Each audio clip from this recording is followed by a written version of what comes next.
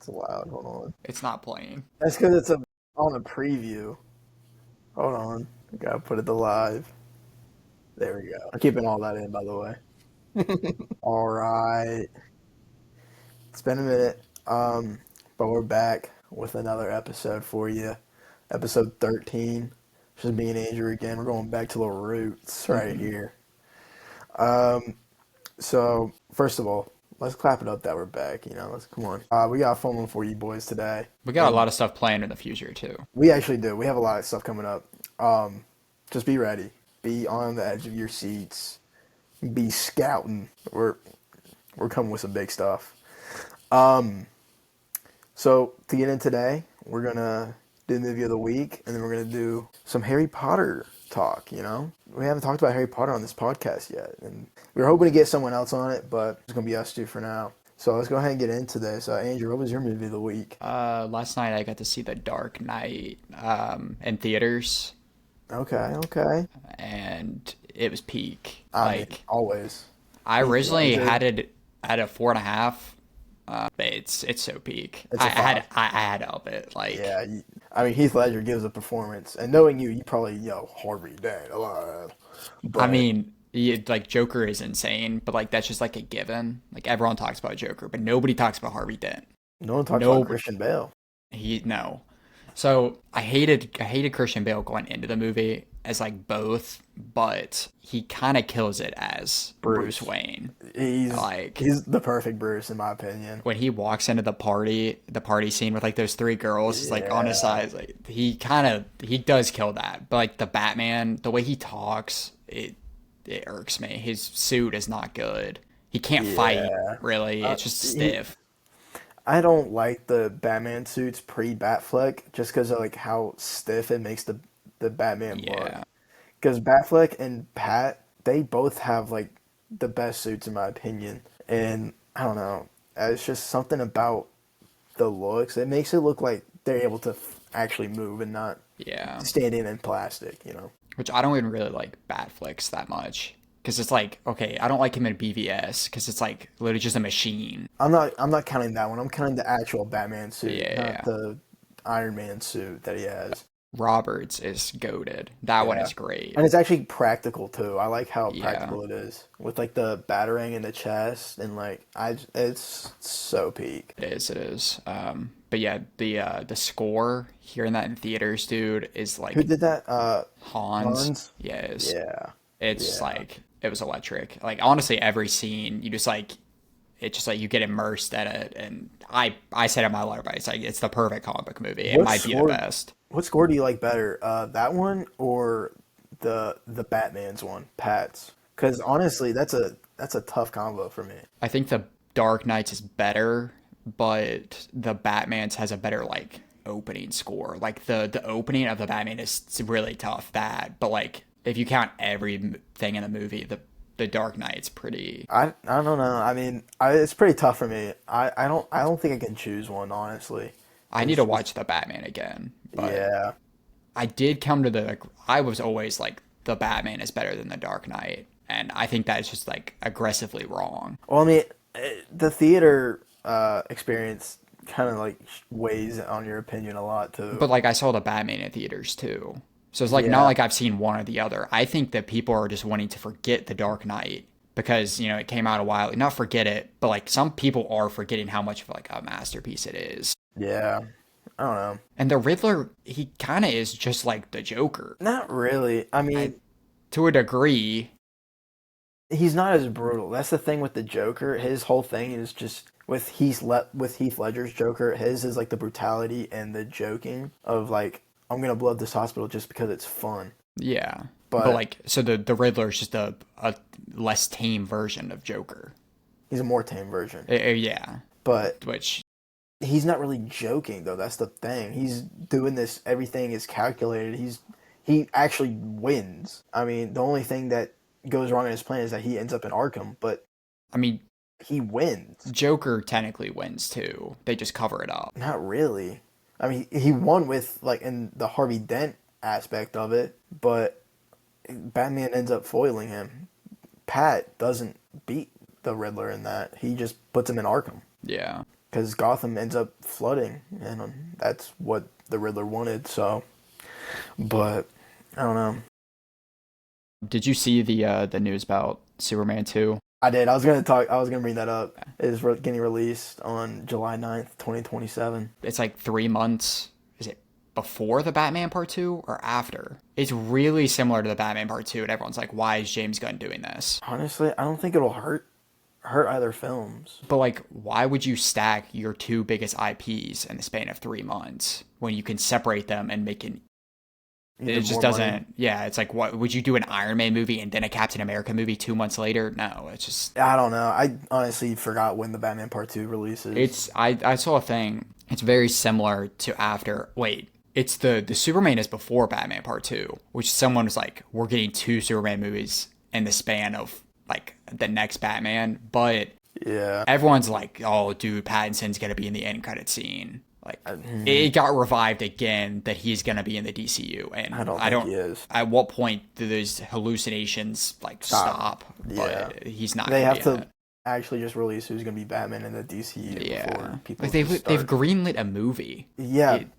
Batman Brave and the Bold. I mean, that's with Damian, isn't it? Or is that going to be with one of the other? No, it's him. It's Damian. Yeah.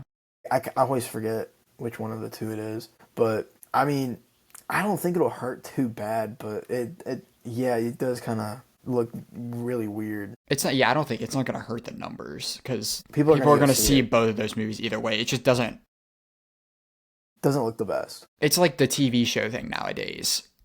Would you release it all at once, or would you span it over the span of 3 months and do a weekly episode? You're going to be more successful if you do a weekly episode. Yeah, but you also have those people who want to binge it all in like 1 week. But if, like, from a perspective of a studio, you're gonna have the people talking about your show for months upon months. When Stranger Things, if it comes out, everyone's gonna talk about it for that first month. That first month's gonna be crazy, but after that, no one's gonna talk. I don't know, because I feel like with shows like that, I'm trying to think other than Stranger Things, who releases it all at once. But if it's that good, people will talk about it for a while. I was gonna go to Invincible, but they do weekly. But people still talk about Invincible even after season 3. Yeah, it's because it's weekly, and you build up suspense. Yeah, but that premiered over a year ago, or not over a year ago. It was not even that long ago, honestly. But yeah, I'm trying to. Invincible was the worst one to go with. I don't know. Me personally, I would like to binge it, but I'm also greedy. Are you gonna binge The Paper? The Office spinoff. I wasn't even planning on watching that. Well, it comes out tomorrow, so we might want to do a review on the podcast. Maybe. They greenlit season 2, so already. Yeah, they're expecting it to do good. Well, everyone's like, we have to remember that The Office season 1 sucks, so everyone give it a chance. The Office season 1 didn't suck. A lot of people think it did. I don't think so. I think they honestly had like some of the best episodes in season 1. Yeah, I mean, it wasn't the best. It had its moments, like. It has its highs and lows, like everything does, but... Diversity Day and the basketball episode are like two of the best episodes in the show. Oh yeah, for sure. I think season 2 is when it peaked, really. I think season 2 is the best season. That's like the Dundies and the sexual harassment episode. Yeah. Those are good. Alright, let's go on to my movie of the week. So, I watched Y2K over the weekend. It kind of sucked, in my opinion. I gave it a 1.5 star. Only gave it a half star because Kid Laroi was in it. Soccer Chris, my goat. Yeah. It was the dumbest movie. It was about the New Year's between 1999 and 2000, and the machines just gaining sentience and trying to kill the world.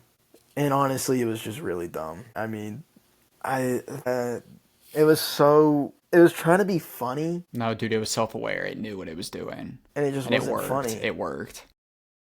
Did it? Yeah. I really like that movie.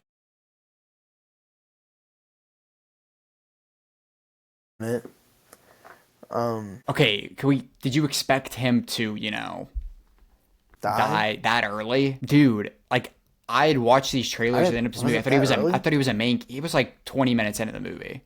Really? It was more later. No, it was right whenever everything started. No, it wasn't. Yes. Because they got into the garage and everything. That's when it starts. I guess. It's probably 30 minutes in. I But watched like, I watched it very late at night, so I might not remember too much. I from what I do remember, I did not like it at all. I mean, yeah, it's definitely not like a very serious movie. I thought the condom, the joke, the fact that it actually served a purpose in the end was so funny. Oh my gosh, that Hey, was that scene was so so dumb. awkward though, when he was like pushing it into the machine. Oh my gosh.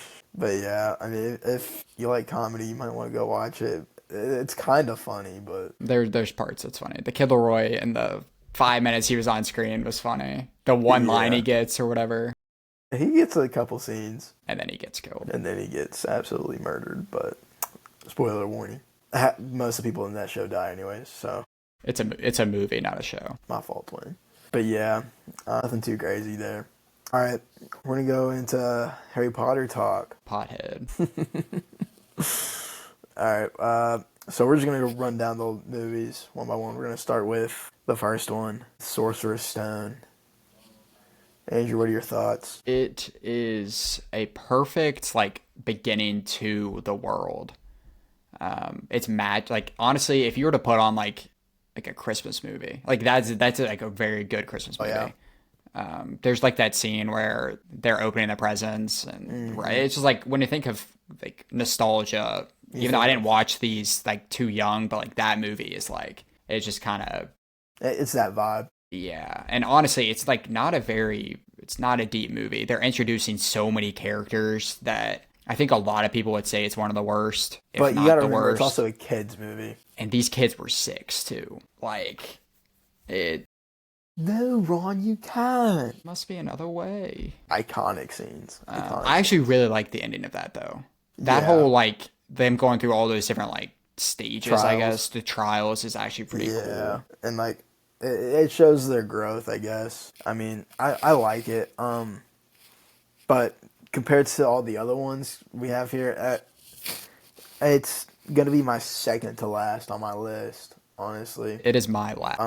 But no way, shape, or form is this a bad movie. Like just because it's at the bottom of the list. I mean, I mean, I don't know. There's not too much to say about it. This already hasn't been said. I mean, it's just a really feel good movie. Yeah, it's nice to see like because you think it's probably what it's 220 the movie how long it is 230 maybe Is it?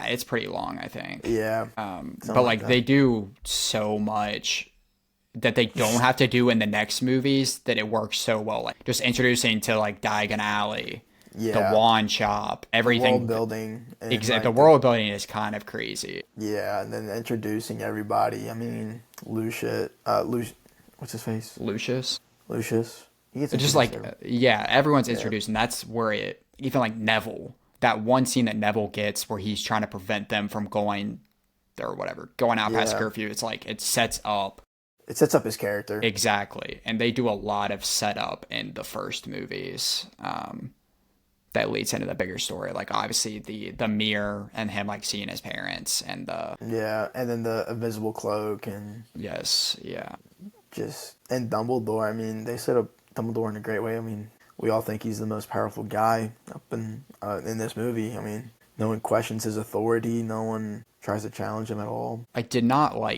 like the that version of Dumbledore. It is the weakest version of Dumbledore, but I'm just saying, like introducing his character, Yeah, they did a yeah, no, great I know, no, job. no. I'm just saying as the actor, I'm glad I'm that glad they they. changed it up because I think did he die or I don't know if that's why they switched it up or if. if he died, my fault. But yeah, I mean, I don't know if he's definitely dead now, But yeah, but I don't know if he died while they were like doing these series. I just don't think he was capable of doing some of the stuff that Dumbledore does in the later movies. The way he was like moving, Yeah, it doesn't. I don't know, but there's not too much to say about that one. Um, I'll go ahead and you want to move on. Yeah, it's fine. All right, let's go into Chamber of Secrets, the next one. Um, this is my last one on the list, but again, no way, shape, or form is this a bad movie. I have it at a what do I have it at? I think a 3-star, maybe, possibly. Let me look. I Hold on. think you have it lower than that. Where do I have it at? Where is it at? It's Goblet. This is bad podcasting right here. It is bad. Okay, no. Chamber of Secrets. I do have it at a 3-star. Okay. Yeah, the 3 star is is the lowest I go on Harry Potter's. My lowest is 3.5. So I have the first at a 3.5, and then the second also at a 3.5. Yeah, but I mean, it's not bad. It's just it was really slow, and they're still kids, so the acting wasn't great. But I love how they introduced Dobby, even though he was kind of a dick in this movie. Real. He caused like everything that happened, but I mean, it's Dobby. How can you not love him? What do you got? I didn't really like him in this. I'm not gonna lie, like at all. No one does, but Well, you said how can you not like him? It's like it's Dobby. I mean, Master gave Dobby a sock. Yeah, it's the longest in the series. It's like 240. It does nothing in that 240. It does not need It that. is definitely it's like a slow burn mystery because they're like trying to figure out what's happening. And again, they do know how to end movies very well. They I will do. give them that. The only thing that I like have a really big problem with is the logic, because the basilisk literally like was trying to kill kids, and all I needed to do was look one in the eyes, and boom, dead, and he can bring it back for Voldemort or whatever that he needed to do with it. But no, every chance he got, it was somehow his eyes got reflected in the mirror before he was able to look them directly in the eyes, and that's just so dumb to me, because it happened not once, not twice, 3 times. Like, Yeah, what are we doing? I wish it would have killed Jenny. I said what I said. We'll get into that later. Oh my gosh. It's not as stupid as Tom Riddle's middle name. Marvolo. Come on. Like, that. That's a Harry Potter middle name, though. No, dude. That's just a middle name to say that it spells Lord Voldemort or whatever it spells. Well, do you want that middle name, or do you want Albus Brian Dumbledore? I feel like Brian's more dumb because it's more for the joke. He was a wizard, Dumbledore. Tom Riddle wasn't. He was technically a half. Wait, was he? He was half, right? I think he was half. Like, but he was also, that guy's weird. But like, Tom Riddle's not even that weird of a name. Other than Riddle, I don't even like Riddle as a last name. That's stupid too. Cause like, there's like saying that dude's mysterious. That's you got to think about it. It started out as a kid's book. I mean, come on. Did it? It did. That was a pretty dark kid's book. I mean, I'm not ready my kid to read that. What does that mean? J.K. Rowling, man. But I don't know. I think Brian is a more dumb middle name than Marvolo. But I can see the gripes with the name. But I just why he has 3 middle names though. It's not just Dumbledore. It's not Albus Brian Dumbledore. I know his name is obnoxiously long. Yeah, but like Brian, yeah, obviously. But it's more for the jokes because it's in what was it in Order of the Phoenix, where Harry's on trial and they asked Dumbledore to state his full name, and he's like Albus blah blah blah blah blah blah Brian Dumbledore. Like the joke landed. Don't get me wrong. It's a Celtic name, but meaning noble or Brian. I don't give a crap what it means. It's still dumb. I was just saying. I mean, it kind of represents his character well. So, Tom Marvolo Riddle. What is that? He's mysterious. Yeah, you got me there. I don't know. What else do you have to say about it? Because there's really not much that happens in there to say about it, other than it's slow as crap. And you got weeping, what's her face? Willow? Not Willow. Moaning Myrtle. Moaning Myrtle. That's what it was. What a weird name to name a child ghost. I mean, she does moan, so she does. I mean, yeah, but like, I would more call that like a groan. I don't even know. Groaning Myrtle. Moaning is not the word I would use there. That's fair for a kid's book too. You know? Exactly. Yeah, because like hearing about the parents that got slaughtered in front of their baby, that's fine for kids, but Moaning Myrtle crosses the line. Yeah, exactly. No, there's not really much to say. I like Lockhart, the professor. What do you mean? I liked his character in that movie. Was that the like? Defense Against the Dark Arts, the good guy. Yeah, the guy who was trying to like be all this and that. Yeah, Yeah, that's what I thought. he was chill. He gets a lot more like scenes in the book, and he's in more books than he was in because he was just in this movie. Like in the Yeah, books, well, he they kind of probably gets can't it. bring the actor back, but They probably could have, but I don't know. I mean, these movies are long as crap. So, they kind of go down though. Well, no, they don't. Never what do you mind. mean? Like, are you talking about like long in runtime? Yeah, are they not long in runtime? Yeah, I know they are, but like some of them are only like 2 hours, Yeah, but 2:10. But then like they're okay. No, I take that back. Majority of them are. Part two is the shortest one. honestly, part two should be the lowest one. No, it shouldn't. We'll get to that. No, We'll you're get. right. We'll, You're right. Dude, I don't know. My brain hasn't been braining today. So, yeah, the third Prisoner of Azkaban is where they jump. They take it from whatever was you. it Prisoner of Azkaban? That's the third one. Yeah. Okay. They I take couldn't it from remember if the it was that or kid's Goblet. book that you say into not a kid's book. That's where I think this series gets good. I have Yeah, that as third. No, fourth. I have that as fourth. it's 3, and I have it at a 4.5. So I take a 3.5 to 4.5 jump and stars. I have it at a 4. So it goes from 3 to 4 for me. Like stars. What do you have to say about it? I'll let you go first. It is like the perfect. They make you think one thing, and then something else happens, and then make you think another thing, and then another thing happens. Like He you did kind not of need to look that menacing in uh, the wanted photo. the Sirius Black one. Yeah, like that was just like That was so uncalled for. that was just to throw you off guard. A completely innocent man, just absolutely looking terrifying. Well, too, I mean, he was going to Azkaban, so So, anyways, continue. I'm sorry. yeah, it's. I feel like they handled the time travel very well for. I don't like time travel like at all in any movie, but this one I really don't have a problem with because I think it makes sense. It does. Because it really just flows together nicely. Because they kind of like, how do I put this? It makes sense on like, why is everything happening the way it's happening? Yeah, Because like Hermione, how is she getting to all her classes? She says she has like 5 classes in the day, and they all conflict with each other. How is she making it to all of them? And you don't know that until the very end, and she's like, "This is how I've been making it. I've been time traveling." And like it makes sense because whenever they're at the tree and I forget crap, I'm blanking. The tree, and they go to Hagrid's house and they release the yeah. Hupplegriff. Buckbeak or whatever his name is. I know what you're talking about.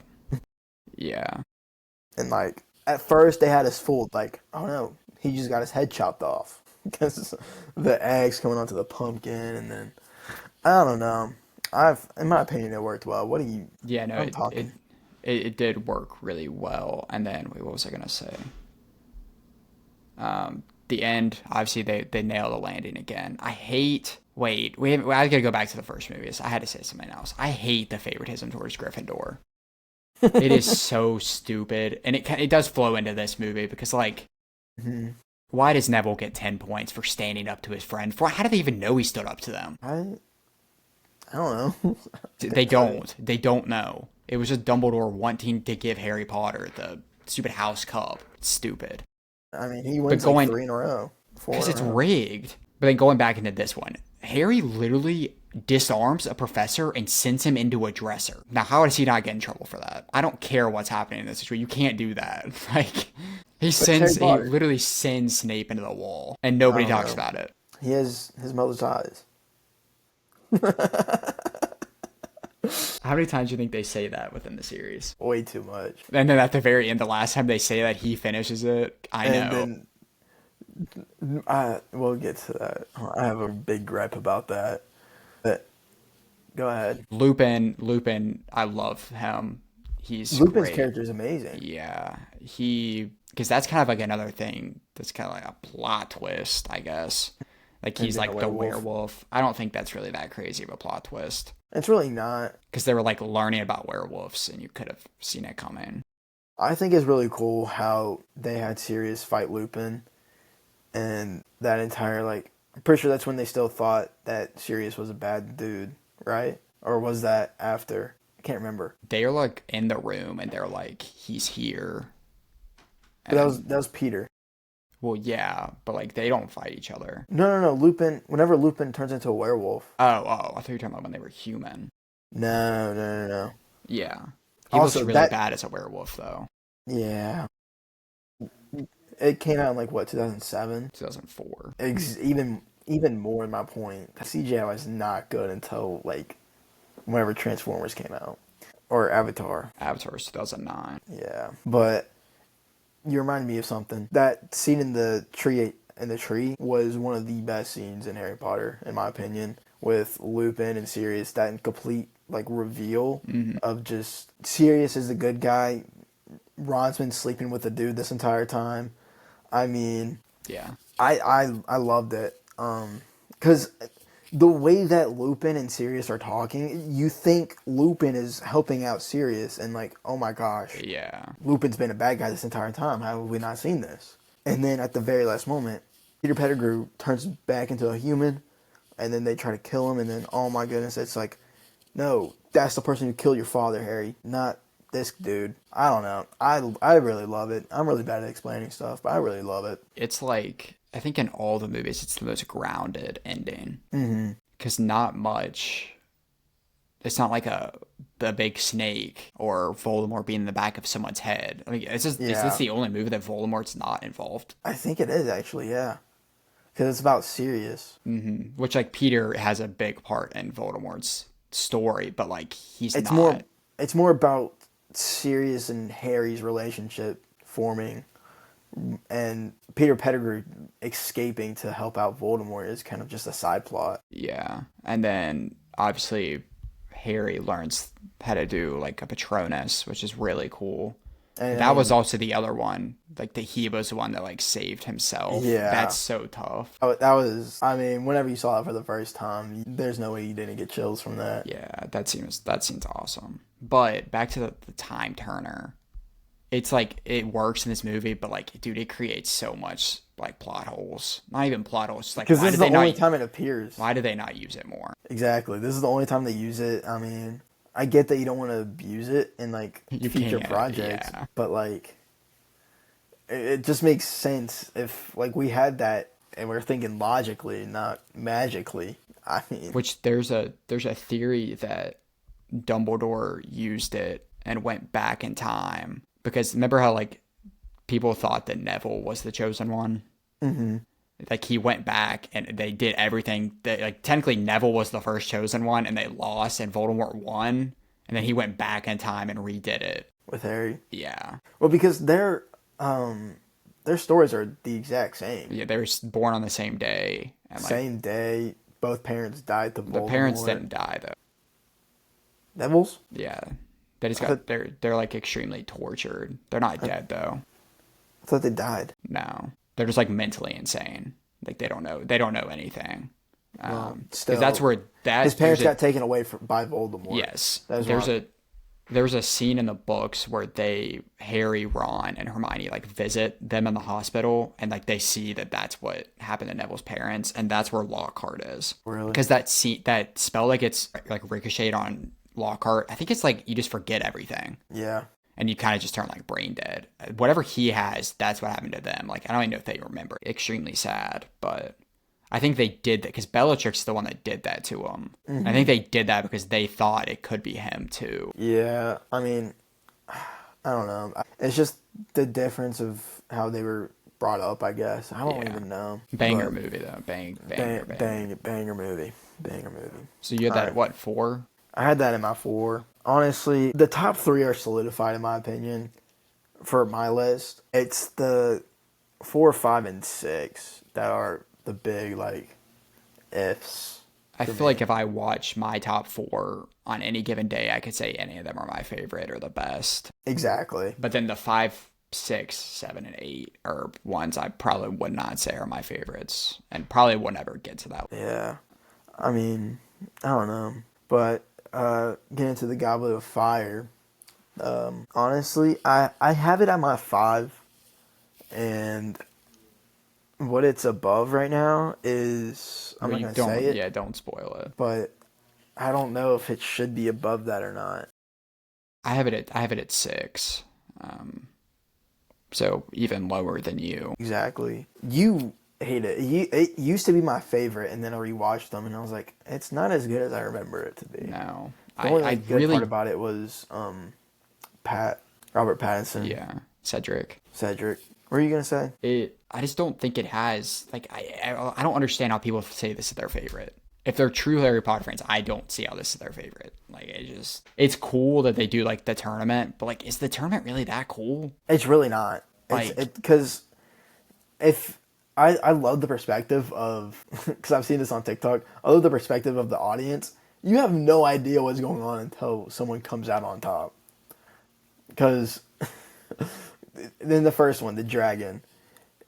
I mean, I think you would see the first three, Cedric, the girl, and Crumb. Hold on, I'm sorry. In the beginning with the twins, they go Crumb, Crumb, Crumb, and like flapping there. and then That's hilarious. Jenny goes like, "I think you're in love, Ron." That I Yeah, love that opening that scene is like The wedding. yeah, Is that the wedding? no. No. The opening is them going to the Quidditch match. Yeah. Like meeting Cedric. Dude, I love that opening scene. It is But good. I don't know. Back to the perspective, like from the audience thing, you would see the first three defeat, but then with Harry, he goes so far out of the way. He's flying around Hogwarts, and you don't even see that the dragon's defeated until he lands back in the stadium. I see what you're saying because the second game it's all underwater. You don't see Exactly, anything. And then the third game. Exactly. You That don't is see true. anything. Literally what their perspective is in that final in the maze is all of them go into the maze, right? Victor Crumb shoots his flare. The lady, she shoots her. Actually, she's not even participating because she lost in the water one, didn't she? Yeah. So yeah, she's not even in that. So the next thing you see after like an hour of just twiddling your thumbs because they don't got phones, they're wizards, they don't do shit. The next thing they see is Harry and Cedric's dead body, and then they go, "Oh my gosh, Harry won!" While Harry's literally crying over Cedric's dead, lifeless body, and it pisses me off. You would think if there was like such a well-known tournament that you would like want some like why do people love it so much if you I can't, don't if you can't understand. watch it like I never I thought don't know about what the that. other challenges were to make people love it so much. Because in the one that they gave Harry and Cedric, you don't see shit. No, yeah, that's weird. So, I mean, but the ending of it, I loved. It was just the middle part that brought it down for me. Because the ending with my boy, that's my boy. Did they I just watched this and I don't know how I didn't catch it. Did they explain why Cedric's never been in Hogwarts? Like before, Yeah. they probably just didn't show him. Really? I mean, It's Robert Pattinson. He was doing Twilight. yeah, but like how famous he was on that campus, you cannot tell me they just forgot to show him. I'm not saying they forgot to show him. It's they couldn't. I mean, Yeah, I know. I'm just saying it would have been better if they would have like had him show up in other projects. Not even like just have like a Neville appearance. cameo. Yeah, like you don't have to have Yeah. him. That's probably the issue that they got Robert Pattinson. Maybe they shouldn't have done that. The issue I have with the Harry Potter series, just all around, with especially, well, mainly in the Hogwarts scene, because it's only in the Hogwarts scene, is they don't show enough Hufflepuff and Ravenclaw students. at Nobody all. cares about that. I want to say no one cares about them because people associate themselves with them. But the only people we see in other houses is Cedric and Cho. Luna. And is Luna Ravenclaw She's Hufflepuff, I'm pretty sure. or Hufflepuff? But She's definitely not that's- Slytherin or Griffin. I thought she might have been Slytherin. I mean, not Slytherin, Gryffindor. But honestly, forgot which one she was in, which says something. I mean, it's just it rubs me the wrong way. Pause. Just What do you want them to show about those houses? are there not characters from the book from different houses? Really? I never read the books. Not really. Really? It's just those. I mean, They Cho. could have written in something. I mean, people do that all the time. I don't know. But you can't build an entire lore around something and not include parts of it. I mean, You know what I'm saying? there's definitely more in the books. I read them a long time ago, but Exactly. I've never read the book, so I can't tell you anything. But they're just not they're not essential to the plot like at all. and Till until part 2, which we'll get to.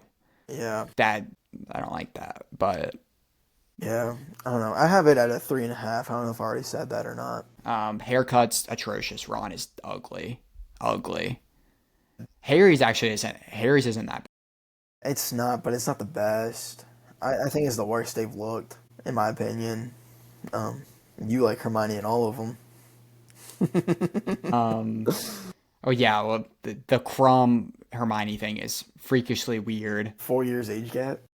and like she does justify it, but like her statement about being that he's not much of a talker, he's more physical. That makes it insanely She weird. does make it not weird at the end. She like says something about how he's like watches her studying, but like I feel like that's even more weird. if we clip that the wrong way, dude, that guy's going to jail. You should be in Azkaban right now. He also doesn't look like he's 18. He looks like he's He way looks older than that. 24. Yeah. I mean, he probably was 24 at the time of filming.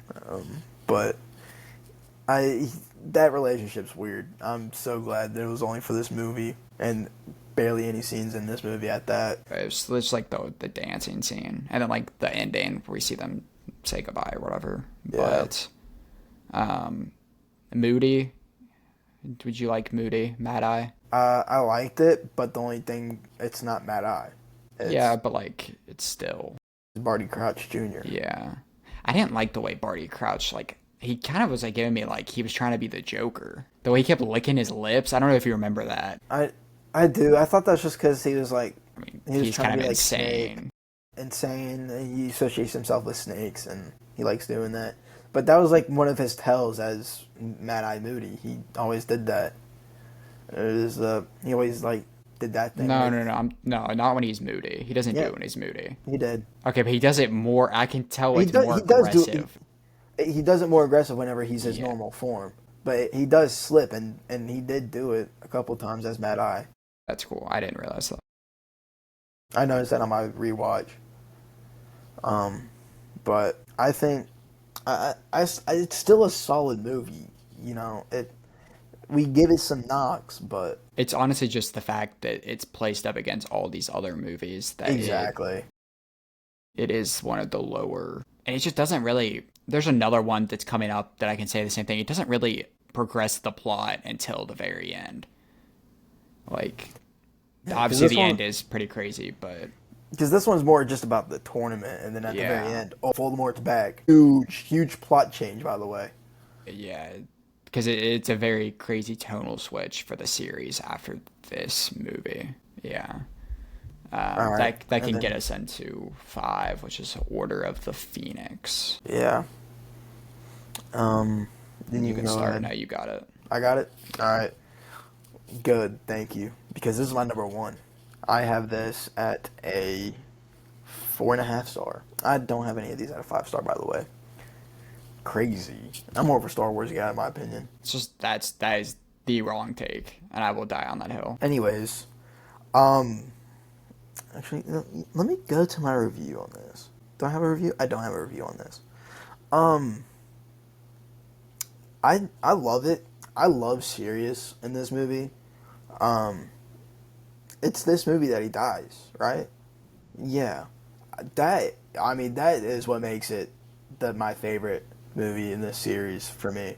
Because just the way they build him and Harry's relationship throughout from Prisoner of Azkaban to this movie is so well done. It really builds in this movie, and you really see like how Sirius has impacted Harry, and the time of knowing each other, because Yeah. Harry is getting ready to go live with him. He goes to Sirius. He went to Sirius in the last movie for advice on stuff, and he goes to Sirius in this movie for just comfort and what to do and all that. And then at the very end, you think they've done it. They're about to win. They're going to beat Voldemort and Bellatrix. And then boom, Bellatrix kills him out of fucking nowhere. And then Harry's... Oh, I wish I would have heard that scream. Because that would have been... absolutely insane. I teared up there in that. I was like, I know you don't watch anime, but it's kind of like whenever in Naruto, whenever Jiraiya dies. Oh my gosh, people who no ball, no ball. I mean, I love it. And just everything else. Snape being two-sided in this movie is well done. One thing about Snape, I love how you have no clue until the very end what what side he's on, because he's a Death Eater, but he's also working for Dumbledore. Yeah. Like, and then what what's really well done is Umbridge. I hate her so much, and whenever a movie makes me hate or a TV show makes me hate the antagonist that much like that, I think it's perfect Yeah. because that's what I'm supposed to feel like, and I can't stand her in this movie. Real. I, Real. I hate her. What are your thoughts? This is my number two, but I will say this is the best Harry Potter. Now I will. There's another one that I think is definitely my favorite, but this is like the best. Like, which is weird because if you look at a letterbox scale, this is the second lowest of the entire I know series. it's 3.4. It was a 3.7, Oh, but the only one that's lower is Chamber of Secrets at a 3.6. I don't really understand why this one isn't. I don't either. I remember, so I watched it once last year and I gave it like a 4.5. Really liked it, and I upped it to a 5 star. Like I really don't think there's some movies, especially in this one, it's like, is every scene really necessary? I don't think there's like a dud scene. There's not a bad scene in this movie. And it starts.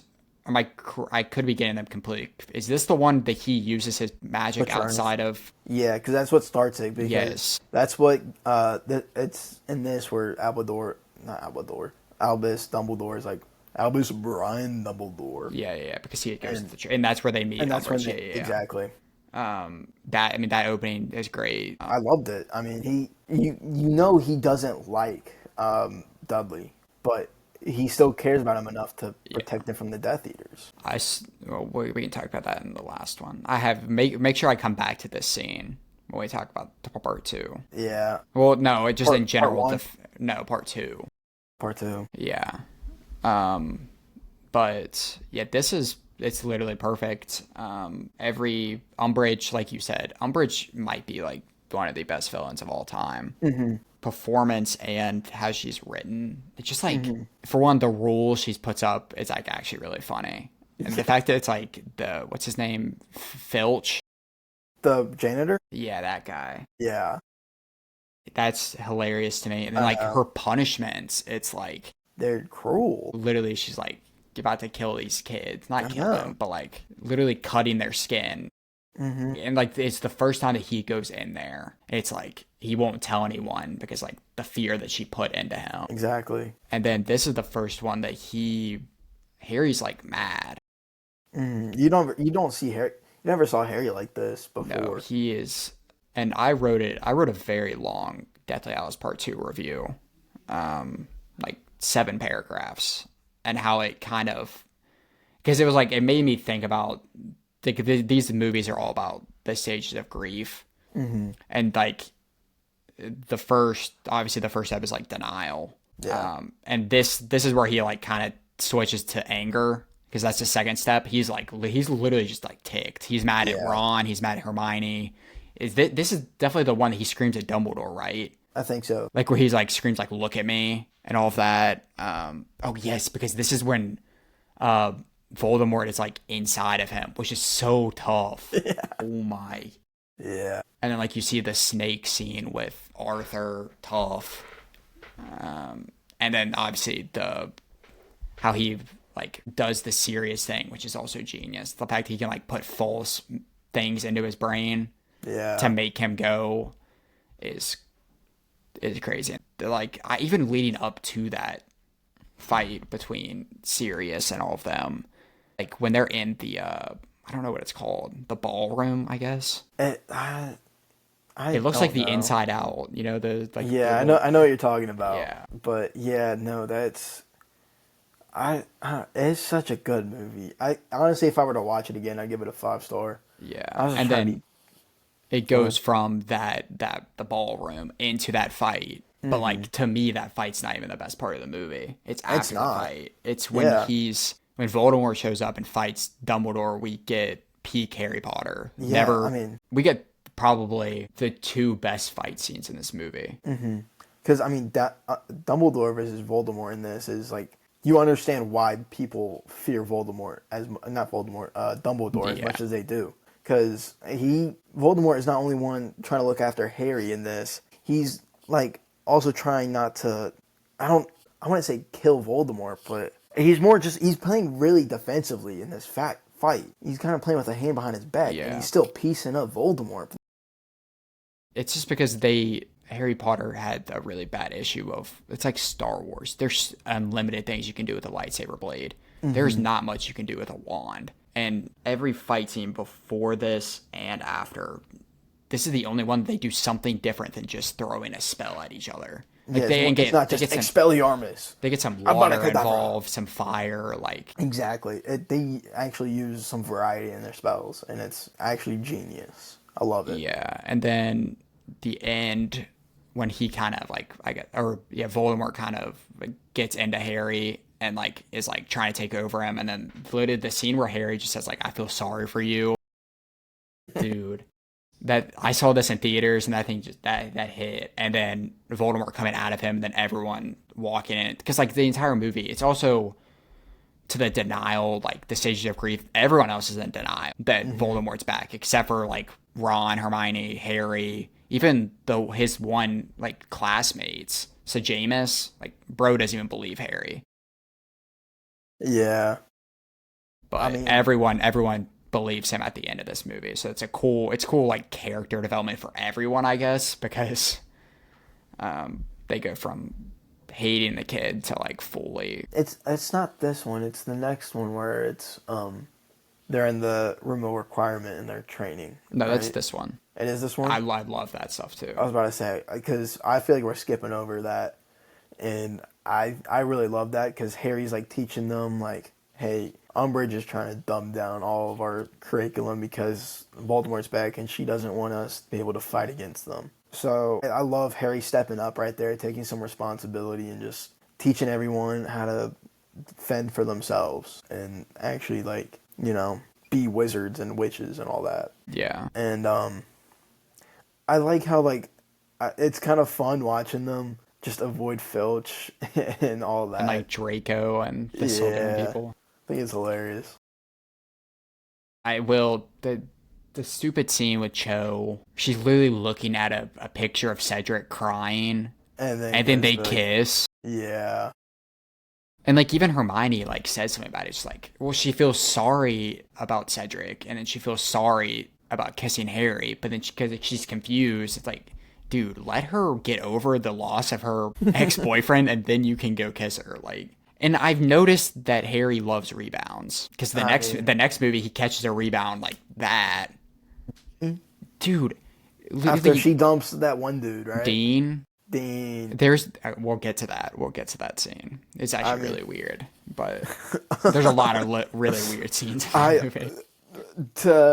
I mean, we're gonna get to know this, but both me and Andrew do not like that Jenny Harry relationship at all. It's really good in the books, like really In the good. movies. No, it's because she has no personality. They didn't give her anything. She doesn't have any scenes. I mean, She has that stupid scene in the first one where she runs downstairs. Like I could probably tell you every line she says in all these movies.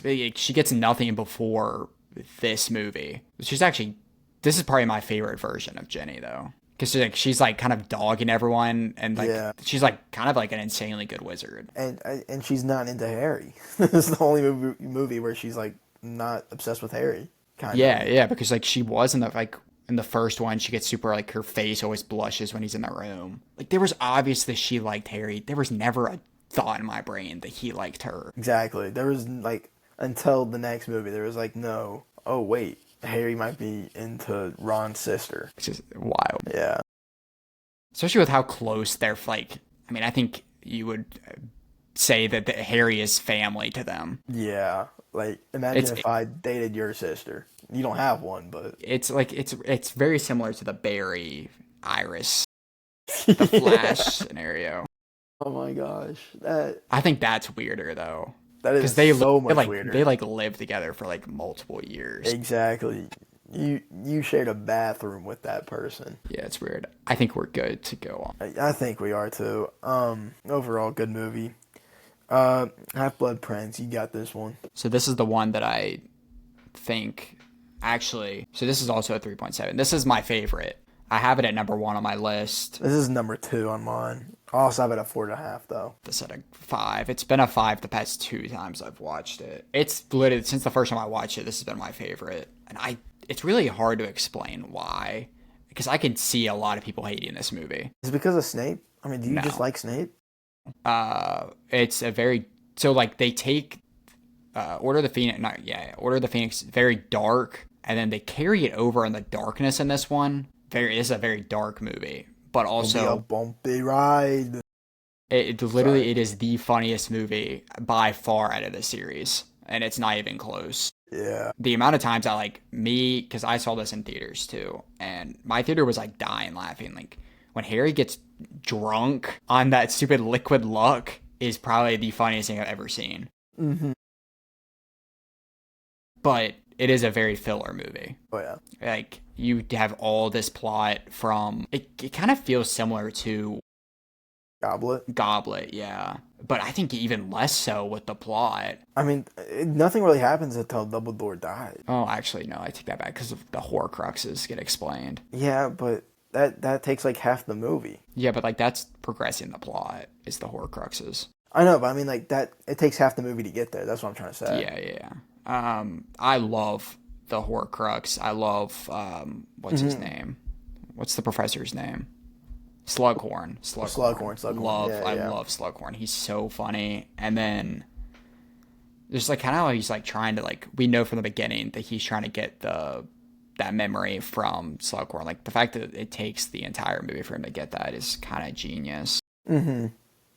But it's kind of weird. Like Slughorn, I mean, he's hilarious and all that, but he's kind of like shady. No, he is shady, yeah.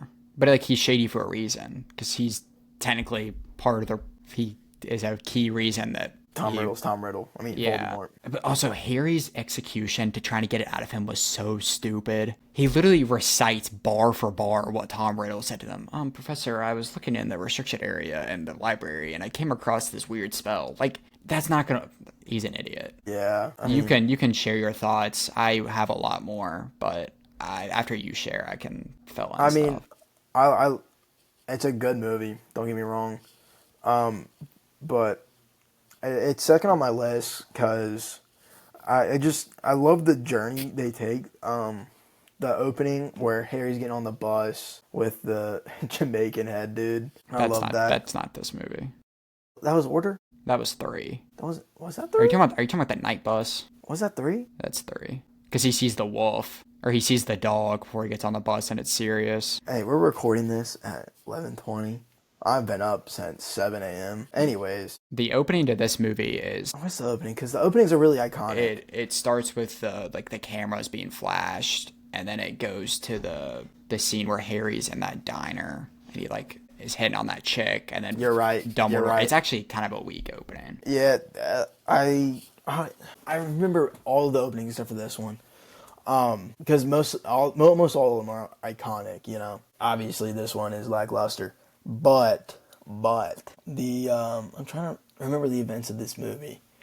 Because I know I liked it for a reason. The Harry and Dumbledore, whenever they're trying to destroy the Horcrux in the cave, and Harry's trying to get Dumbledore to drink the water or whatever. Come on, it's like you said. You have to keep drinking. Oh, I love that. Dumbledore dying, Snape killing him. I think, there's a big theory. I think Dumbledore dies from the fall and not from Snape. Because with the Avada Kedavra curse, you have to have full intention to kill the person for them to die on the curse. I thought you had to have full intention to cast the spell. And it was something like that. Well, if he casted the spell, though, it would have killed him. No, it's full intention to kill. I know it's full intention to kill. Because full intention to cast a spell, that makes no sense. Because I can cast a spell on you and boom, dead. but I don't have full intention to kill you. So it's full intention to kill, and it, I love it because Snape, he's two-sided. He cares about Dumbledore. He doesn't want to kill him, but he knows he has to be the one to do it. And also, I love the setup of Draco and Harry, like, disarming Draco for the next one. Because Draco in this one is who disarms Dumbledore, which gives him the right to the Elder Wand for the future films. And then I love that set. Just that tiny little detail. I love it. It's kind of crazy. Yeah. It's those minute details that really stand out to me. And I love Draco in this, honestly, because the duality of him and Voldemort, and Draco's trying to do right by his family. He's pressured by his father to do what Voldemort is telling him, but he doesn't want to kill Dumbledore at all. And you see that conflict in him. And his character arc here is just, it's great because he tries to kill Dumbledore, but he doesn't ever fully go through on his plans to actually kill Dumbledore. He tried how many times in this film? Like 2 or 3? Or 2 until the end, because he tried to poison him. He tried to poison him. And then the locket, or like the necklace that Katie chick picked up or whatever. Exactly. And I mean, Draco is... I love big redemption arcs like that. Like, my favorite character of all of fiction is Zuko from Avatar: The Last Airbender. Peep game, by the way, Andrew. You do not know what you're missing. I won't spoil it for you either, but I love Zuko. But like, Draco doesn't get a redemption arc. They don't complete it. They don't complete it, and they should have, and I know in the books they do. I don't think they do. If you're thinking about that scene that they filmed, that's not in the books. About him giving Harry's wand? Yeah, that's not in the books. His wand? Really? Yeah. I don't know. I love that conflict, though. They should have. They should have that in the books, and they should have done it in the movies. Because those type of stories, that's what gets me. Is just, he's fully, like, annoying. I want to say evil, but bad. He's just evil because he thinks like he has to follow his family. Exactly. And it's his dad pressuring him. I don't think his mom is bad. No. She's not. And like we see that in the next, the last one, really. Yeah. She's not in it that much to really know. But like, you see Draco, he doesn't want to do what Voldemort's telling him to do. He wants to be good and do what... I don't know if I'd say he wants to do good. He doesn't want to be a Death Eater, I don't think. Exactly. He just wants to do his own thing. Yeah, that is fair. But you can keep going on with your thoughts, because I don't have much to say until we get to the Deathly Hallows. We have, obviously, we talked about it in the last, this is where the Ginny and Harry relationship starts, and I think it's really bad, because this is the one where Ron gets with, what's her name? You know what I'm talking about? That weird chick. Ron gets with, the one that's obsessed with him because of Quidditch. Yeah. She gets with him, and then there's this scene where he obviously wins the game for him, because that's actually really funny when like Harry acts like he's giving him that luck, and he just didn't. Yeah. They're celebrating in like the Gryffindor room, and then that chick, Lavender, I think that's her name. No, I don't know. It doesn't really matter, but she appears for. And then they start making out. And Hermione obviously likes Ron, and it's very obvious that Hermione likes Ron, but Ron has no interest in her. Well, he does, but he doesn't at the same time. He won't ever act on it. He's just trying to make her jealous, honestly, because of what happened with Crumb. I don't think it is, because then it's the next scene where Hermione's crying in that like basement. Harry goes down there. We literally get one of the best, like, honestly, in this entire series, there's like one relationship that I would fully believe if it happened, and it was Harry and Hermione. Yes, because that scene where they're like, she's literally just crying on his shoulder, and then she asks how does it feel when you see Ginny kissing Dean? Which honestly, I hate the Ginny and Harry, but like that scene in the moment is like is great. And then Ron comes around and they're like laughing and like, oh, this room's taken. If he was really trying to make her jealous, I think him seeing her bawling her eyes out and the fact that she almost killed him with birds would have, like, yo, maybe I should, like, chill. Yeah. He kind of does, though, but not to the extent you would think. Yeah. But then, I guess prior to that, we get this super awkward, I'm going back even further. So they're eating, like, lunch or whatever at the 3 beers or whatever. and they're like drinking, and Slughorn comes up and is like, Harry, my boy, like, will you come to my like special dinner? And then he invites Hermione, and he's like, oh, hey, he like says some weird name for Ron, and that's whenever like they see like Ginny making out with Dean, which Dean is a very good looking guy. I ain't Should have stayed with Dean. I liked a letterbox review that literally it says, "Can you believe Ginny left Dean for Harry? Like, imagine doing that, lol." But then they go to the stupid dinner, and they're having a good old dinner. Ginny walks in a little late. I guess she's got some like puffy eyes, and Hermione looks at Harry and is like, "They've been fighting again, her and Dean." And Harry just stands up at the table when she sits down. It is probably the awkwardest thing ever. Oh, I forgot about that. And Oh then my like there's gosh. the like at the like their lunch the next day, Hermione's like, Harry sure had fun at dinner last night. It's like, dude. It's like that's just such a weird opening to like liking your best friend's sister. Yeah. Right after she's fighting with her boyfriend, that's what I'm saying. He's a homewrecker. I mean, He goes for the girls that are emotionally like low, and because that's all he can get, honestly. emotionally unstable women. Yeah. He loves it. The only time he gets close with Hermione is whenever she's sad about Ron. Seriously. This dude's a Yeah. freak. He's a freak. Literally, everyone calls him one. You freak.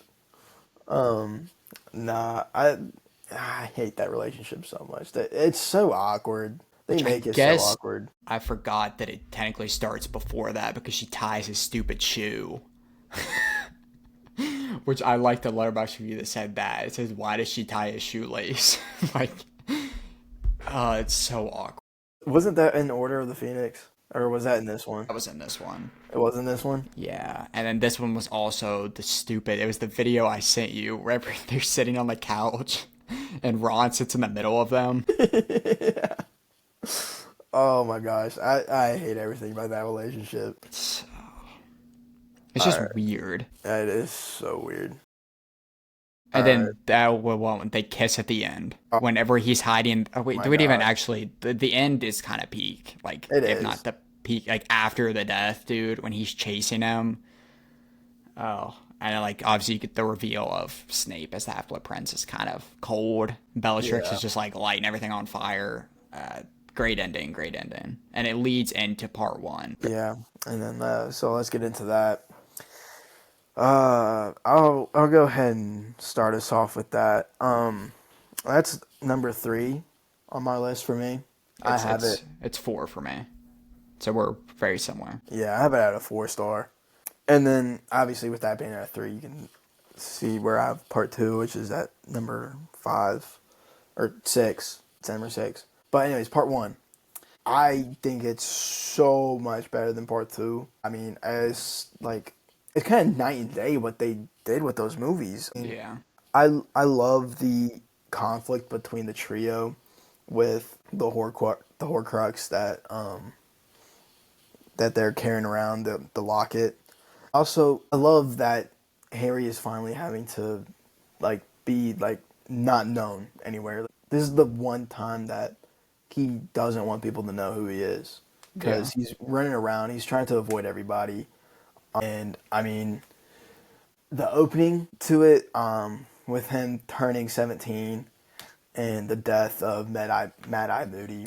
It's not really impactful. I didn't really connect to that character a lot. There wasn't really much to connect with, in my opinion. But it still kind of hit, and you do think George dies for a minute there, but they don't. And then the opening with the wedding, it's just so great because it comes crashing down so quick.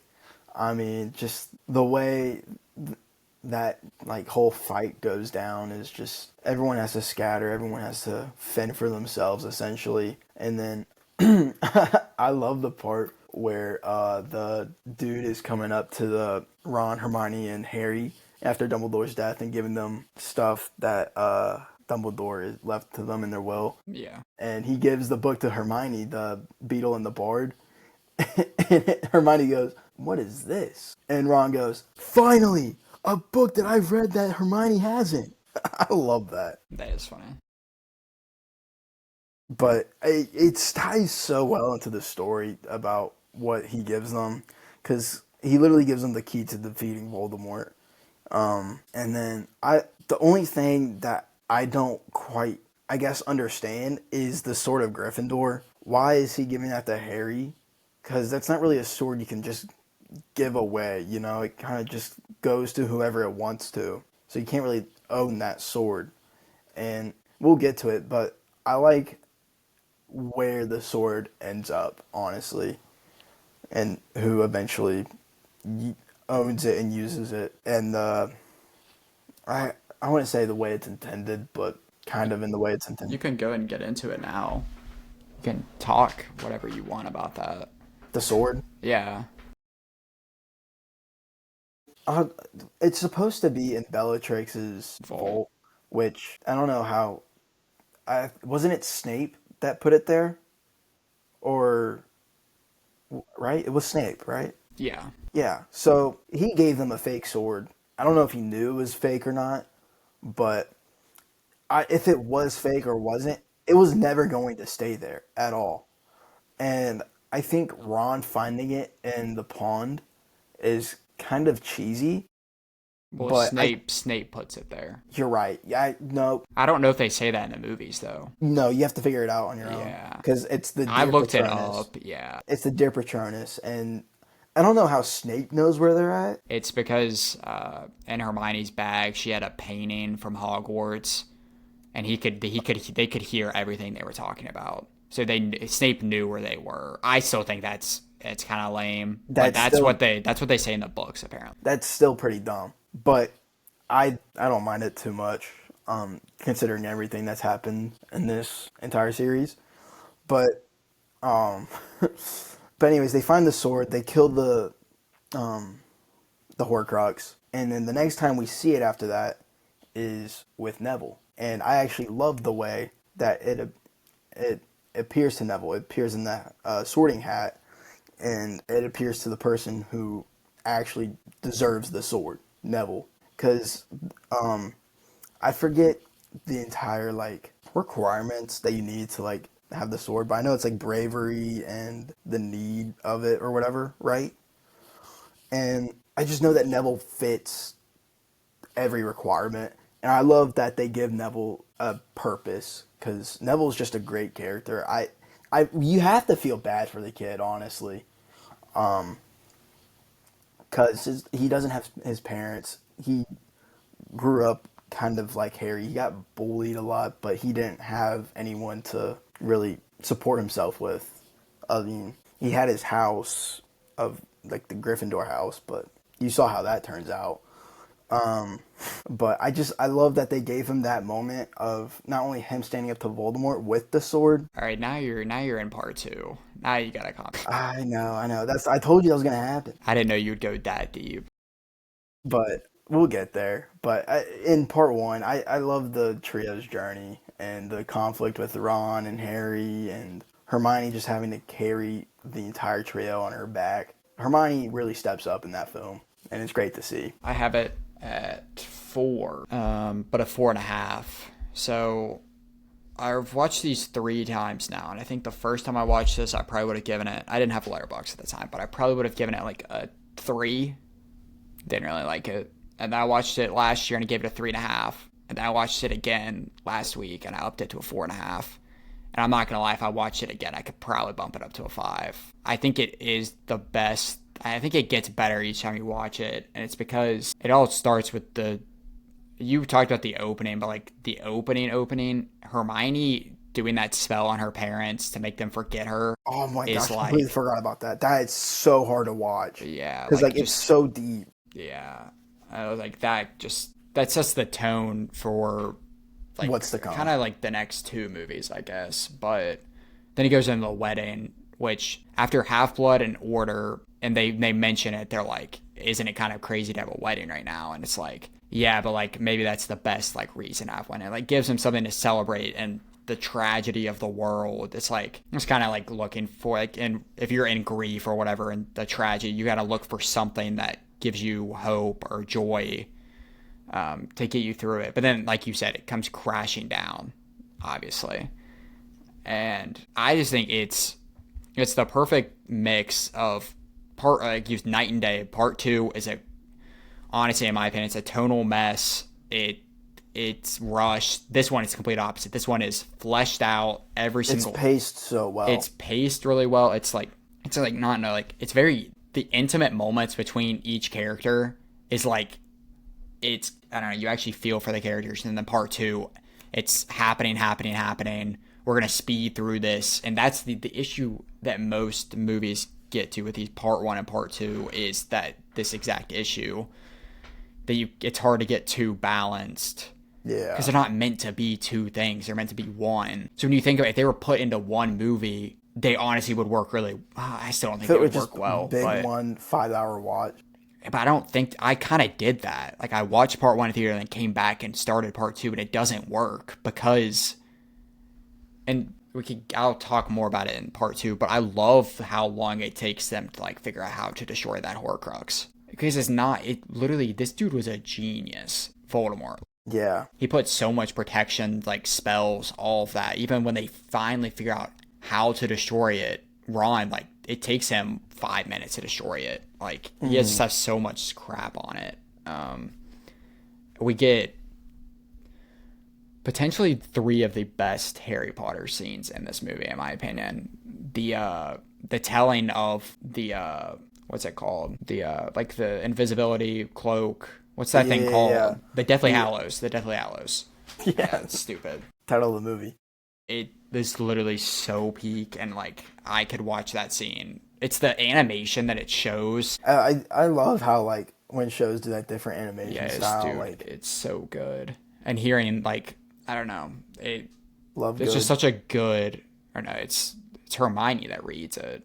No, it's Lovegood telling the story. No, it's Hermione. Hermione's reading from the book, but like, they go to Lovegoods to hear I don't know why they went to Lovegoods. Hermione, they literally just went there for him to say, it's the Deathly Hallows. She's like, oh, I know what that is. Yeah. And then they read the book, and that's all he really gives them. So that's kind of weird. But then it's my favorite scene in Harry Potter, and it sucks that it came crashing down because it never turned out to be anything. But the dance scene between Harry and Hermione when Ron is gone is perfect. Yeah. And I'm not gonna lie, I've listened to that song they dance to like so much after watching it, because the entire series, I think it happens like 3 times. There's these dances. Ron will never dance with Hermione, will never do any of this, and the one chance that Harry gets to dance with her, he does it like that, and it's like the best scene in the movie. Yeah. In the entire series, potentially. I know what the books, like, it's Harry and Ginny and Ron and Hermione, but the way the movies panned out, it should have been Harry and Hermione, in my opinion. Because it should have been. There wasn't any moments like that. There was the scene in Half-Blood where she's crying on his shoulder, Harry's, and then there's this scene, which this scene is miles better than that one. But there's not a scene like, oh, dude, that chemistry that Ron and Hermione had was great there. It's just... they have their moments, but it's not like, oh my gosh, these guys are perfect for each other, you know? And I still think, like, going into part 2, it like, just, their relationship just feels rushed. But if it would have happened with Harry and Hermione, I don't think it would have been rushed, because the kissing scene in the chamber. That's so stupid. It makes me mad. But yeah, part 1, just like, a lot happens, I guess, but like, not really. I mean, it is a big setup, because they do ultimately only destroy, like, one Horcrux? Yes. In the entire, like, trying to find all of them. Do they get the trophy Horcrux in that movie, or is that in the next one? The start of 2. That's the start of 2. That's right, because that's where the dragon is advertised. They kill 4 Horcruxes in the last. Mm-hmm. And 2 hours, they kill 4. Yeah, and this one, it took them 2.5 hours to kill 1. Well, if you think about it, it took 7 movies to kill 3 Horcruxes. Yeah, that's very true. So, when Dumbledore's been searching for them the entire time. Yeah, real. And then also the scene where they get taken by, like, the Snatchers, or whatever they're called, and they go back to, like, I don't actually know where they're at. They're at the Malfoy mansion. Yes. And for one, I was watching this again, and there's that scene where they're about to like they're chasing them, and Hermione uses that spell at Harry. The second it happened, I'm like, wait, why the heck did she just do that? And Yeah, then it's like it's to like make his face look all. it was genius. It is genius. The fact that she like thought of that in the fly is kind of crazy. I mean, like I said, Hermione carries the trio in this movie. I She's so Harry doesn't like he's not a he's bot. not useless. Ron is a bot. That's what I'm saying. Ron doesn't do crap in this movie other than throw a fit and then somehow appear with this God sort of griff. It's because of the lights. Yeah, He sort heard of Hermione's voice. I'm not mad about the light thing because obviously he was in there for a reason, but still, I don't know. But Hermione is so good in this movie. This is really her film, honestly, and I think this is the best she looked, in my opinion. Bro, chill. This is like the first one you can say that. It was Well, actually I mean, you like was Half-Blood. Sorcerer's Stone. it was half blood. That's the one you can say that. Then the ending, they obviously get taken. Then technically there is a redemption with Draco, which I really liked. The fact that he didn't identify Harry, which Yeah, was really cool because yo, is this Harry? And he's like doesn't know. He definitely knows it was Harry. but no. And then Dobby dies in this one, right? Because it's at the end. It's the very end. Yeah, It's after that like is- Hermione gets like I'm pretty sure a lot worse happens to her in the book, but Almost raped. yeah, I think yeah, but it's honestly it's like extremely like hard to hear. It's like her screaming, and I saw a thing. I don't know for sure if it's true. I've seen a bunch of TikToks after I watched these, and it's like weird things. Some of them were like things I think happens, but we don't know if it's true. But I saw one that Ron's like Bogart changed into Hermione's like screaming, and it's like, dude, that'd be kind of like, That'd be terrifying. yeah, because like I could definitely see it happening, but like I don't know if that's actually true. But that would be Yeah. crazy. But I mean, I don't know. Dobby's death is just it hit. Honestly, it really did.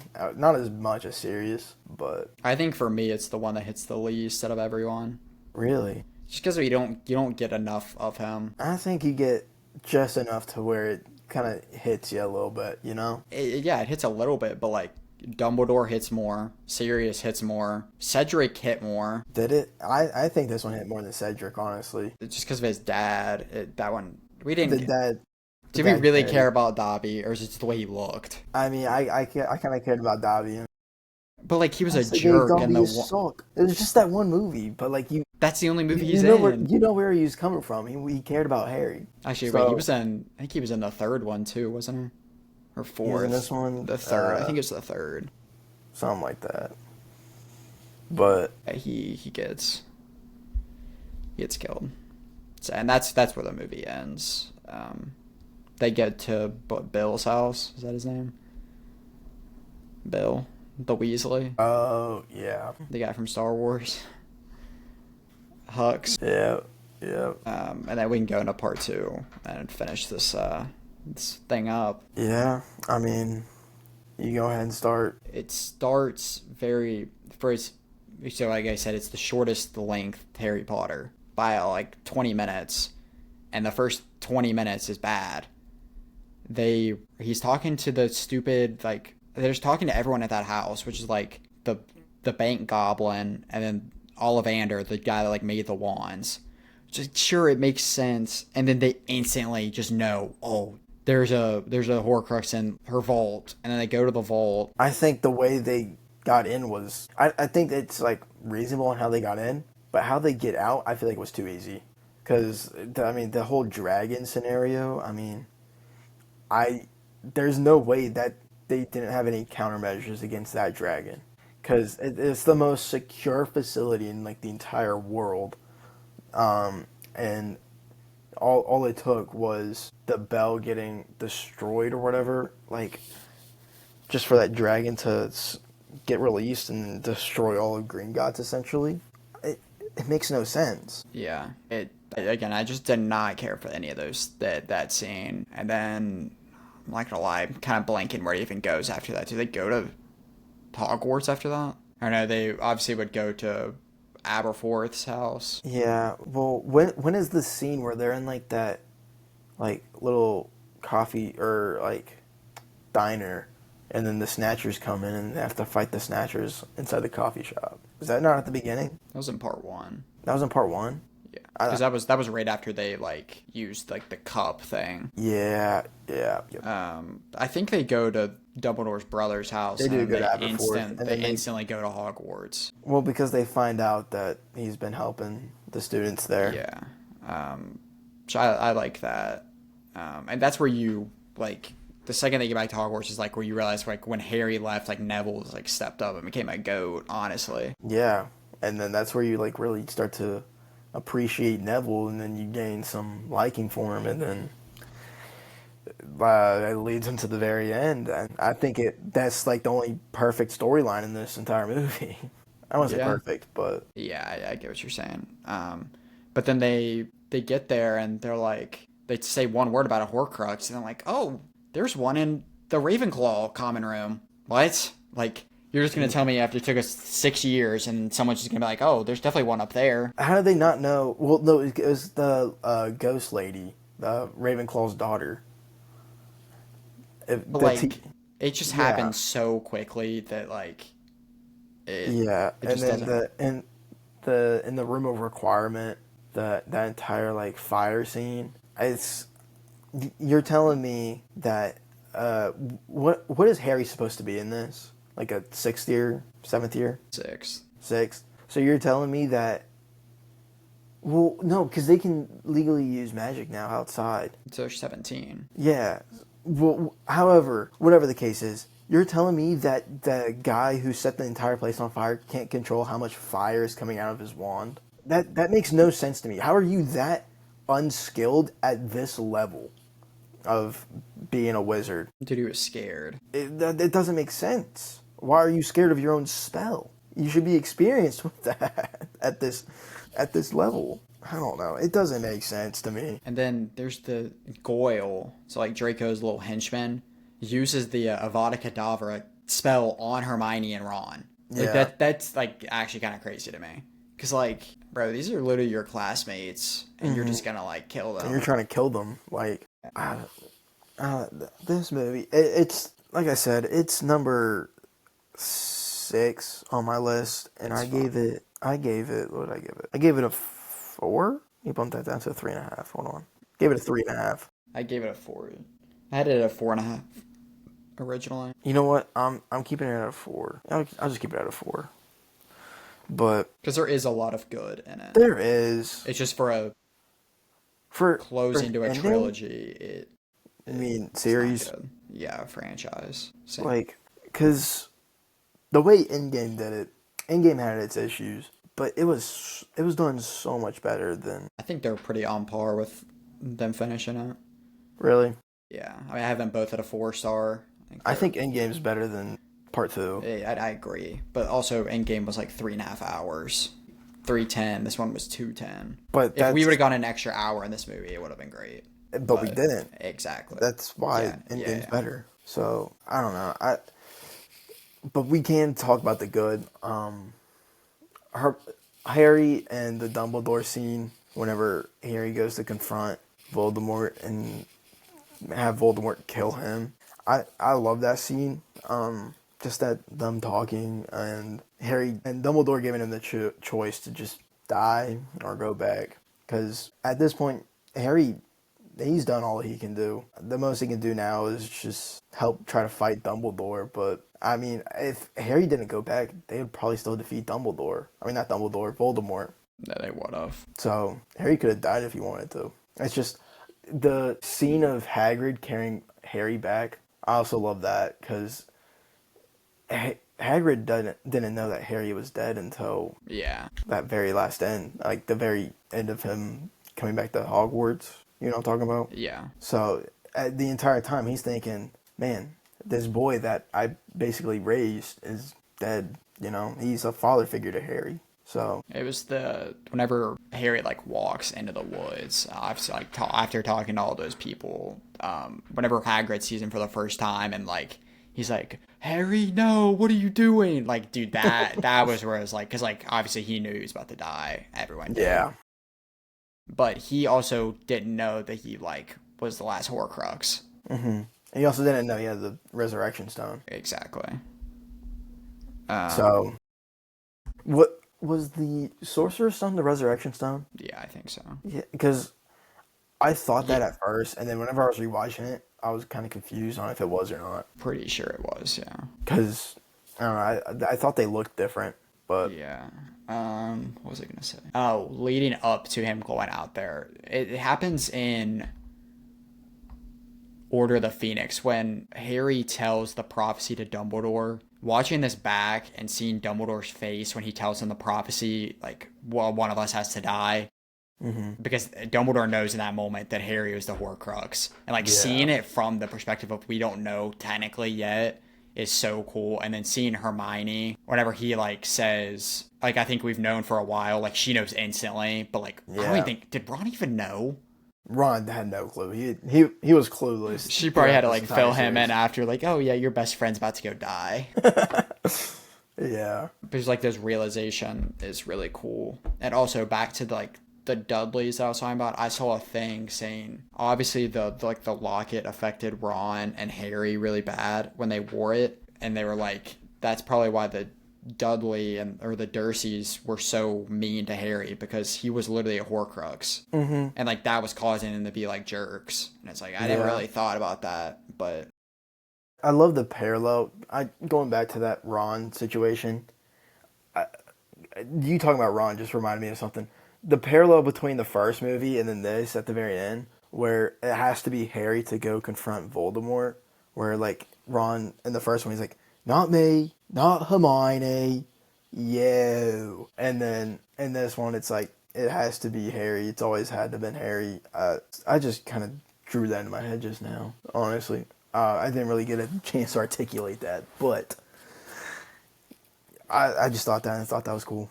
But I kind of stopped myself earlier from saying it, but Neville at the very end, I love his stand against Voldemort. I didn't really get to talk about that because you stopped me.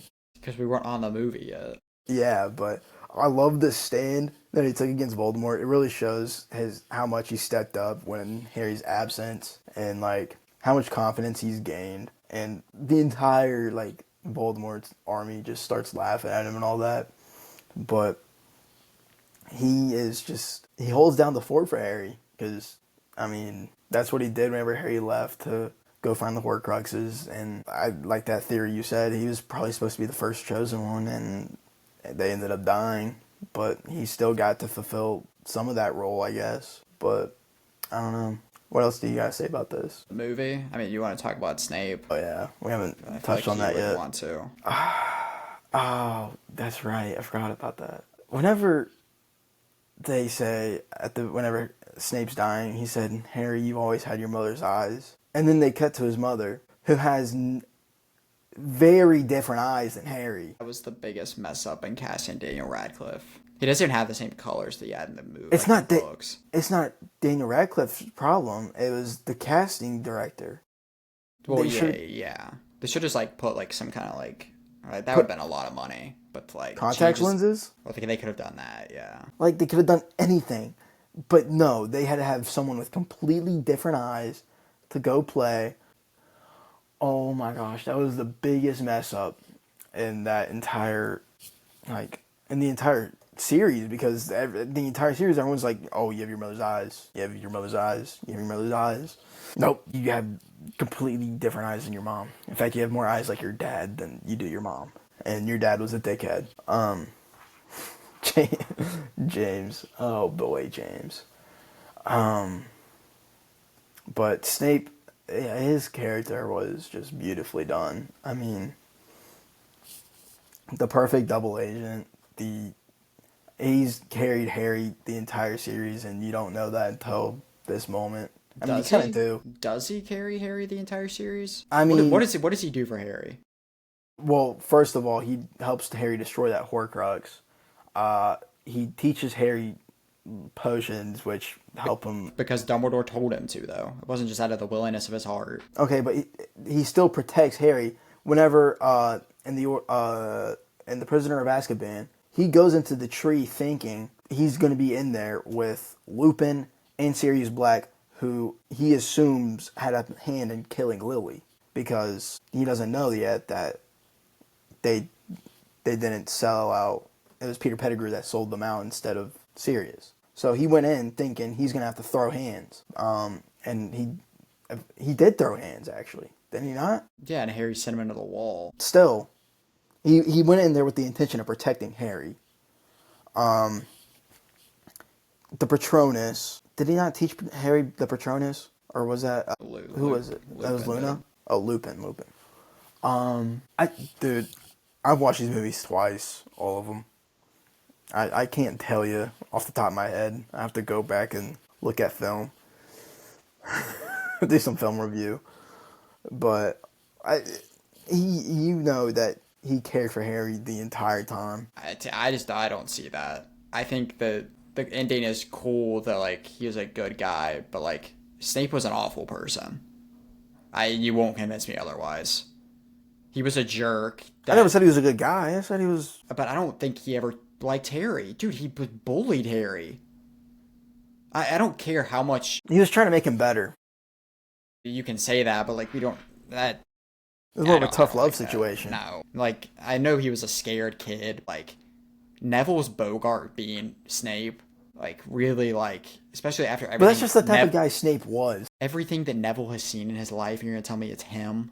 It's just like, how was Harry's not Voldemort? Well, what do you want him to? What do you want the Bogart to be? A Cruciatus curse? Turn into Bellatrix, yeah. He hasn't seen Bellatrix, has he? He knew. I'm pretty sure he knew whenever he saw her that that's who did it to his mom. Did he see her at that point? He's definitely had seen newspapers of her. Yeah, but I feel like seeing a newspaper and then seeing her IRL is completely different. I'm pretty sure it's like saying I saw something on TV. That means I can't be scared of them. No, it's not like that. Yeah, it is. But it's the same. I don't know. Especially with their newspapers because they move and they're.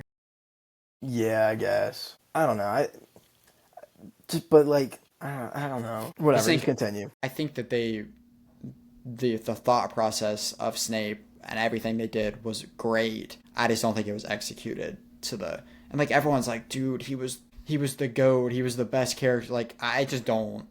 I would say he was the best character. I'm not all about. It was cool that it was happened, but like it happening on his deathbed, and you go back and like I just don't think enough was like explained on why he did certain things. Which is fair, honestly. Yeah, but he was a double agent. Sure, he was on Dumbledore's side, which is cool. But it is cool the thing you said about that he didn't kill him with the curse. That's cool. Mm-hmm. If that is true, I don't know. I in my head canon that is because I don't know. I have some bias towards Snape, I guess. I don't know why. But like, but I do. Why did it take him to the very end when he's dying? Why couldn't he have been nice to Harry? Why does he only say the thing about his mother's eyes at the very end? He said that. I mean, he didn't say that to him, but I don't know. Like I just don't understand. I don't understand why he has to be an absolute jerk to him. I understand because he looks like James, but like I understand he doesn't know what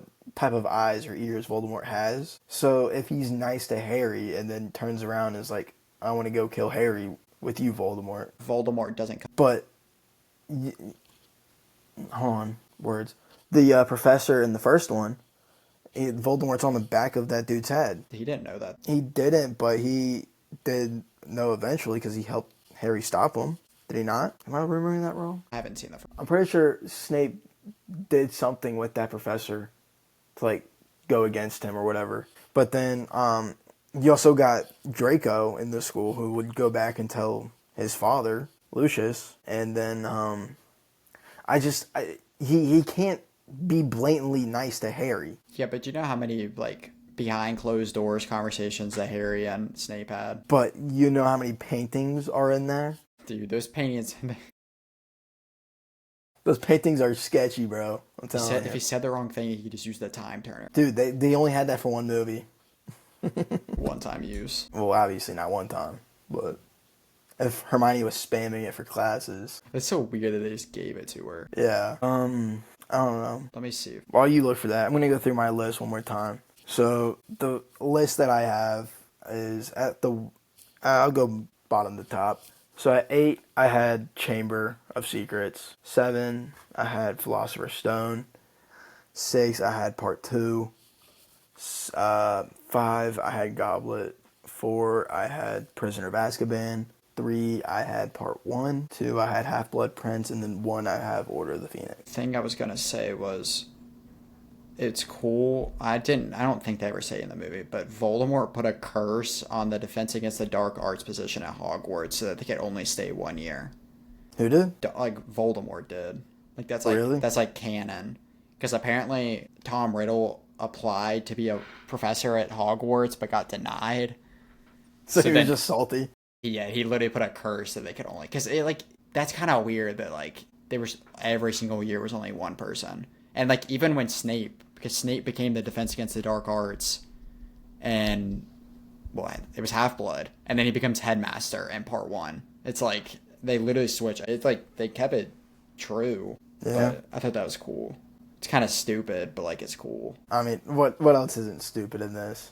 It's literally a thing about magic. Yeah, my ranking goes Sorcerer's Stone, Chamber of Secrets, Goblet of Fire, Part 2, Part 1, Azkaban, Order of the Phoenix, Half-Blood.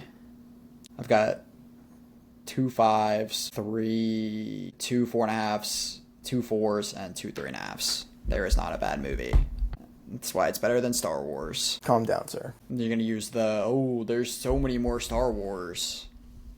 You're not going to use that one? No.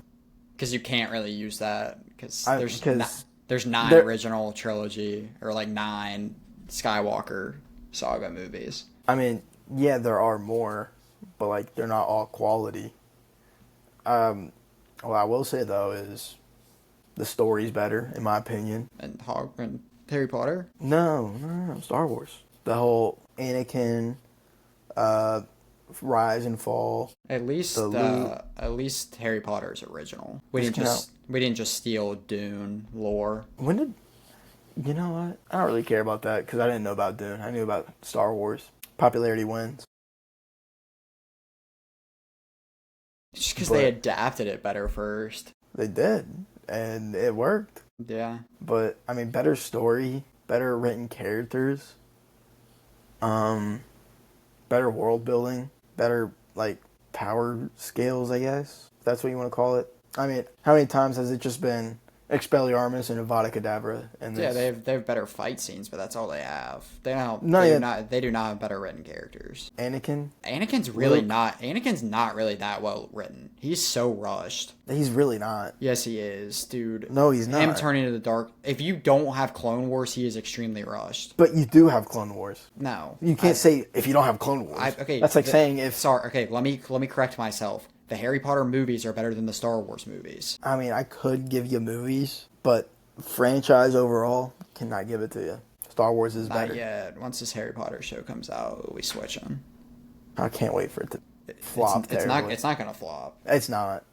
I think it's gonna be really good. I'm really excited. Black Snape is gonna be straight racism when they get to James Potter bullying. They're gonna change a lot about that. Because I saw the scene again where he literally hangs him upside down on a tree, dude. Like they can't do that. Oh my gosh. Harry Potter is extremely racist. Just in general. There's been 2 black guys. Well, like that, and then the one Asian person they have is named Cho Chang. But like the Mudblood, saying that, like, that's such a slur, dude. Like they literally think that the purebloods are like the white people in the world today. Or like that they think it is a dominant race and everyone else is just like inferior to them. It's literally Draco just carving Mudblood into exactly. Hermione's arm. Like it's literally like carving like the N-word into a black person. That's terrible. I think that's perfect to end. That was episode 13. Keep looking forward. We got some big stuff planned. I know this is a longer episode, but we got some huge stuff planned. Dude, I didn't realize it was 2 hours. But we'll catch you. See ya.